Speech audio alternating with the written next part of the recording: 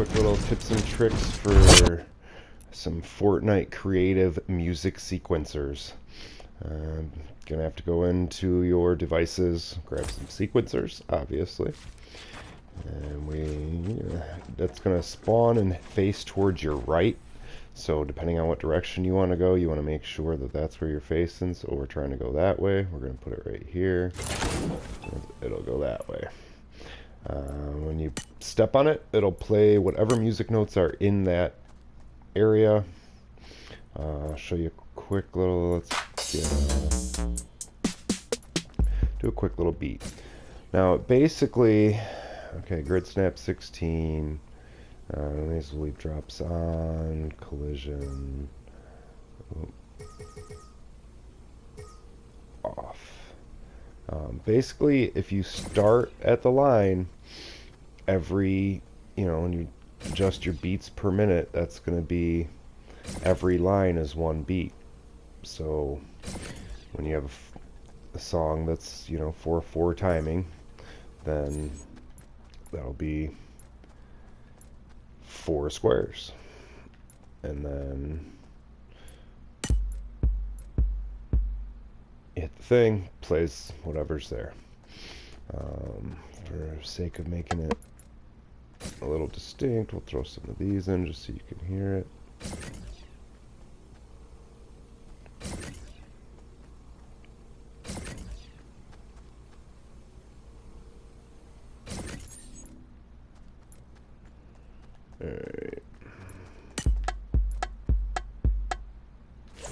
Alright, so that's the basics of that. And then what you can do is they will trigger each other. So even if it ends at the end of the 4, if you have that right next to it, it will trigger the next one.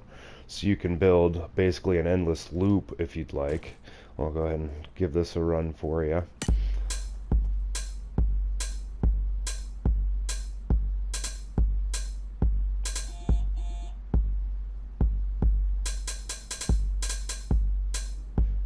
And it will just keep going if we want.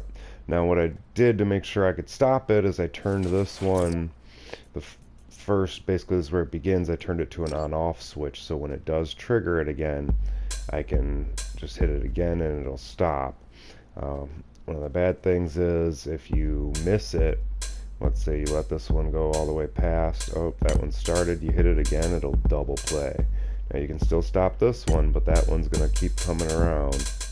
And it'll just keep triggering itself if you hit it multiple times after it triggers the next one. Otherwise it'll start itself over. But I can hit that, let it trigger it, stop it again, let this one come back, it'll trigger it again, and then stop it if you need to. What's nice is like I built the outskirts of this first, and then when I went back and put all the stuff in, I just let it keep looping, and as I built it, and just tried to make it so each one was a little distinct so you can tell when it's playing the different parts, but one more time.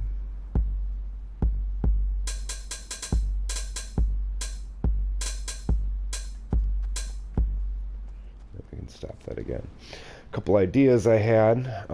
Basically, let's say you've got like a parkour map or something.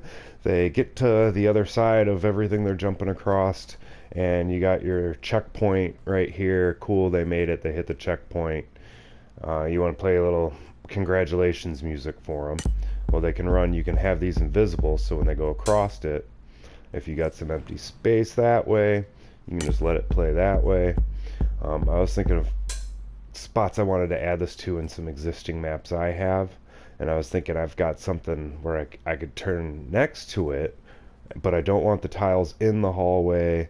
I don't have enough room to go that way with it, so this was kind of a perfect little test. So what I did is I put this one to 1/2 length, 1/2 width.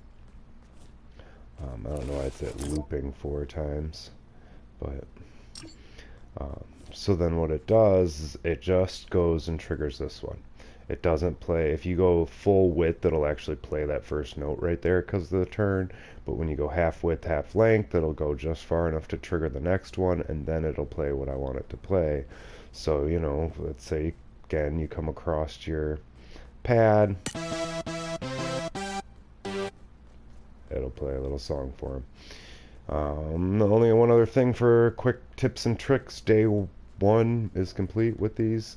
The one other thing that kind of meant something to me, I went to go add this into my 7 Nation Army video, and I can't because of some of the ways I did my turns. My first turn, it actually will end up playing that whole piece twice at the same time, and it just sounds like a car accident.